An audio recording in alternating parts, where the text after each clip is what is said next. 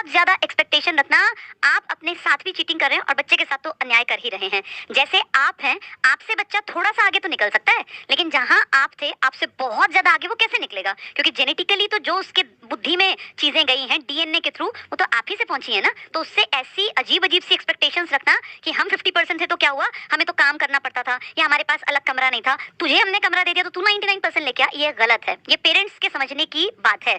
दूसरी चीज़ एक होता है एनवायरनमेंट। एनवायरनमेंट बहुत इंपॉर्टेंट रोल प्ले करता है, नो डाउट। एनवायरनमेंट का मतलब होता है जैसे घर का माहौल है।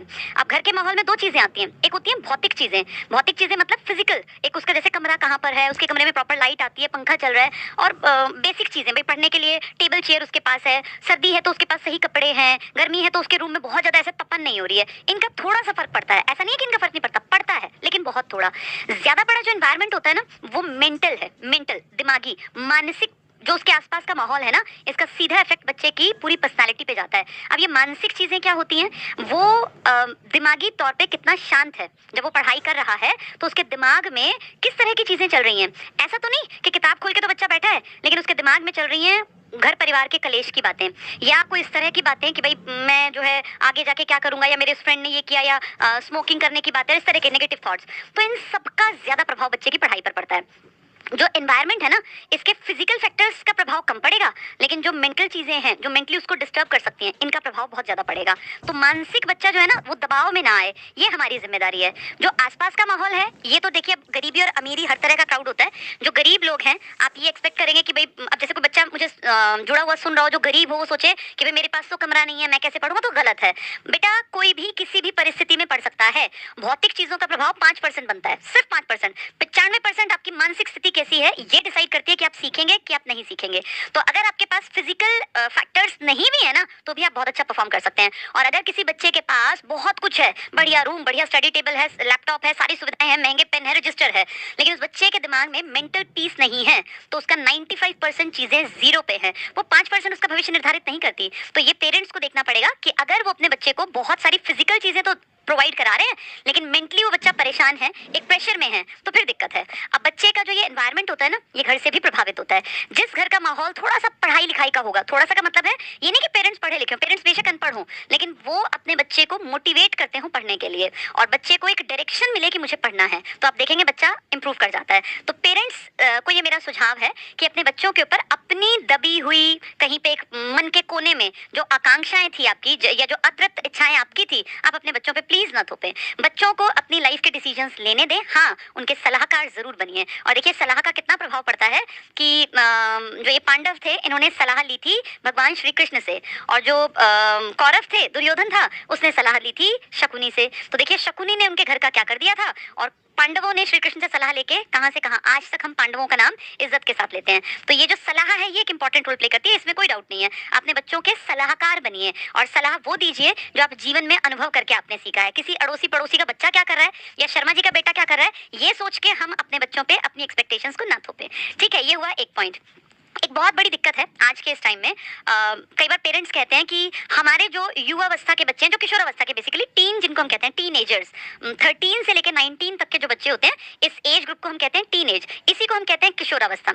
आप सभी जितने लोग मुझे सुन रहे हैं, मैक्सिमम लोग उस एज से गुजरे हैं, और उस एज को अगर आप ध्यान में लाते हैं अपने में, तो देखिए आप भी ऐसे ही थे, मैं भी ऐसी थी, हम सब ऐसे ही होते हैं।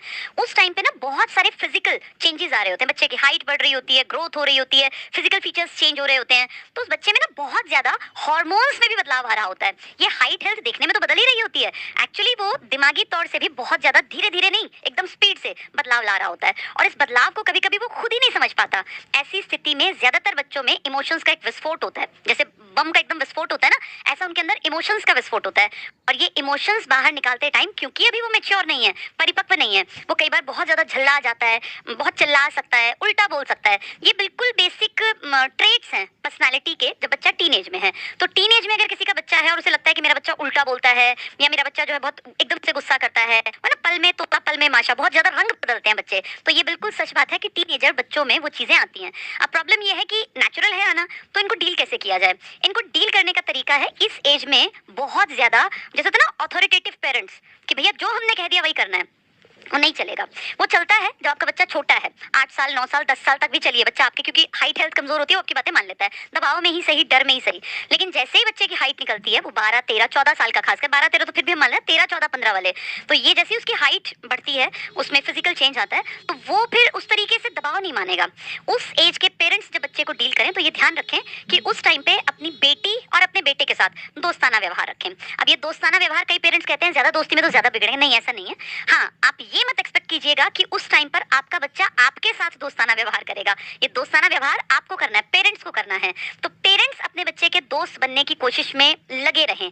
कई बार ऐसा होगा कि आप कुछ क्वेश्चन पूछेंगे और बच्चा आंसर नहीं करेगा। बहुत बार ऐसा होगा, या करके आपकी बातों को टालेगा। तो इसमें बहुत झल्लाने की या गुस्सा होने की ज़रूरत नहीं है। आप ये सोचिए, ये पार्ट ऑफ लाइफ है।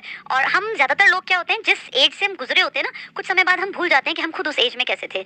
तो जो बच्चा आज 13, 14, 15 का है और वो थोड़ा तेज़ बोल रहा है या वो हमारी बातों को अनसुना कर रहा है, तो ऐसा नहीं है कि उसने एकदम से बदतमीजी शुरू कर दी है या वो एकदम से बदल गया। नहीं, ये नेचुरल प्रोसेस है। इस टाइम पेरेंट्स को थोड़ा मेच्योरिटी के साथ बिहेव करना चाहिए और अपने बच्चे के साथ, ठीक है वो कभी कभी गुस्सा भी करेगा, उसको एक्चुअली इसी को मूड स्विंग्स कहते हैं। तो बच्चों में बहुत ज्यादा मूड स्विंग्स होते हैं, एक इमोशनल इम्बैलेंस का दौर होता है। इस एज में आपके बच्चे को आपकी जरूरत है, लेकिन एक पेरेंट की तरह नहीं, एक अथॉरिटेटिव पेरेंट की तरह नहीं, बल्कि एक अच्छे दोस्त की तरह। आप ये एक्सपेक्ट मत कीजिएगा आप उसके दोस्त बन रहे हैं, वो आपका दोस्त हो सकता है ना बने, वो अपनी कोई पर्सनल बात आपसे शेयर ना करें, लेकिन क्योंकि आप पेरेंट्स हैं, आप मेच्योर हैं, आप जानते हैं ये समय, ये दौर गुजर जाना है। 3-4 साल बाद आप देखिए बच्चा थोड़ा सा मेच्योर फील होता है। 17-18 साल के लड़के उतना उल्टा नहीं बोलेंगे, वैसे तेज नहीं चिल्लाएंगे, उल्टा बोल सकते हैं लेकिन वैसे तेज नहीं चिल्लाएंगे जितना कि एक 13-14 साल का बच्चा। और आप खुद देखिए 20 क्रॉस करते करते, इनफैक्ट 19 क्रॉस करने के बाद भी ना बच्चों में बहुत चेंज आ जाता है, एक ठहराव आ जाता है उनके जीवन में। तो ये एक थोड़ा सा फेज है जिसको पूरी सोसाइटी को, पेरेंट्स को, टीचर्स को, सबको समझना पड़ेगा। तो अपने बच्चे के साथ उस टाइम पे बहुत ज्यादा तू तू मैं नहीं करनी है, नहीं करवानी है। एक अच्छा रिलेशनशिप, एक अच्छा बॉन्ड तब बनेगा जब हम उससे बहुत ज्यादा एक्सपेक्टेशंस ना रखें और टाइम टू टाइम उसके साथ फ्रेंडली रहें। ये एक्सपेक्ट ना करें कि वो अपनी हर बात आपके साथ शेयर करेगा, क्योंकि एक पेरेंट्स का और एक बच्चे का जो बॉन्ड है ना, अब तक वो आपके छत्र छाया में था। 10 साल का, 11 साल का बच्चा आके स्कूल से माँ को हग भी कर लेता है, गोद में भी लेट जाता है, लेकिन 14 साल का बच्चा ऐसा नहीं करेगा। और आप ऐसा एक्सपेक्ट भी मत कीजिए, क्योंकि उसमें बहुत सारे चेंजेस आ रहे हैं और अभी वो अपनी पर्सनैलिटी को लेकर बहुत बड़े डिलेमा में होता है कि पता नहीं मैं किस तरह से क्या करूं, मैं कितना अपने आप में बदलाव जो है बच्चा फील कर रहा है, तो मैं क्या करूं, मेरे लिए क्या ठीक है। बहुत सारी परेशानियां घेरती हैं बच्चे को जब वो 14, 15, 16 के आसपास, 13 के बाद से ही। तो आप इस चीज को समझिए कि उस टाइम पे उसको ऑलरेडी बहुत परेशानियां हैं। आप उसकी परेशानी का सबब ना बने, आप